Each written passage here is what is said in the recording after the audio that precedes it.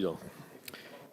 Monsieur le Président, tout à fait, Monsieur le Ministre, Monsieur le Président de la Commission, Monsieur le rapporteur général, chers collègues, nous voici ainsi réunis pour ce qui est peut-être l'un des derniers débats d'orientation des finances publiques, entendu comme la première étape à la fin du premier semestre de l'année de l'examen parlementaire des projets de loi de finances pour cette année. Le délai très court entre la transmission du tiré à part présentant des plafonds de crédit par mission dans le PLF 2022 et ce débat ne facilite d'ailleurs pas tout à fait cette projection et comme chaque année, je crains que nous nous arrêtions à des remarques d'ordre plus général. Toutefois, je sais que nous pourrons continuer nos échanges, Monsieur le Ministre, sur des points plus précis relatifs au crédit des missions au cours de l'été et de l'automne prochain.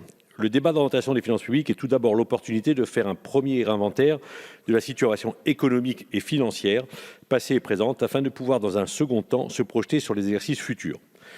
Chers collègues, la France repart 6%. 6%, c'est la croissance désormais anticipée par les institutions nationales comme européennes en 2021, soit plus d'1 point de plus que la moyenne de la zone euro. Cette croissance à un niveau inconnu depuis les années 70 s'explique tout d'abord par la bonne résilience de l'économie française face à la crise du Covid-19.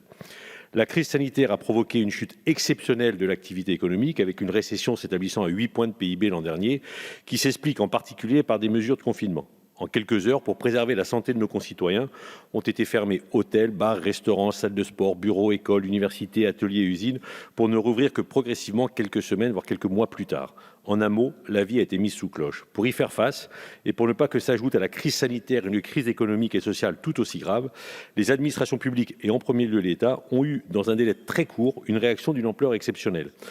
Peuvent ainsi être cités le report des charges fiscales et sociales, les prêts garantis d'État, mais aussi l'activité partielle et le fonds de solidarité. Cette réponse fait de l'État l'acteur qui supporte le plus les conséquences financières de la crise et le déficit public s'établit en conséquence à 9,2 points du PIB. Mais à côté, et grâce à cela, l'investissement des entreprises a moins chuté qu'aurait laissé anticiper la baisse de l'activité et le pouvoir d'achat, malgré l'arrêt de l'économie, a même progressé de 0,4%. Cette bonne résilience permise par l'État nous permet aujourd'hui d'être une des économies qui croît le plus vite dans l'Union européenne et de pouvoir viser un retour au niveau d'activité pré-crise dès 2022, bien plus rapidement que nous craignions au plus fort de cette crise.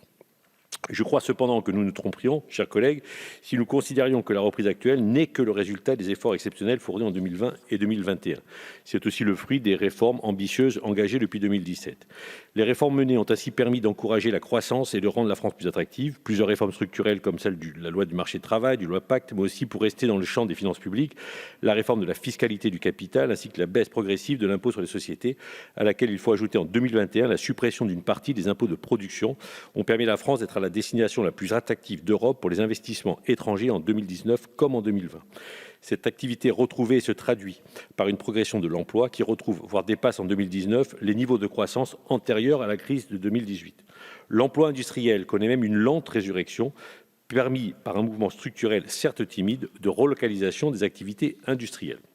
Toutefois, la forte hausse de la dette due à la crise, mais aussi la mise en œuvre du plan de relance et de résilience doivent nous encourager à continuer sur le chemin et notre collègue et ami Jean-Paul Mattei vous présentera les propositions des députés démocrates en la matière.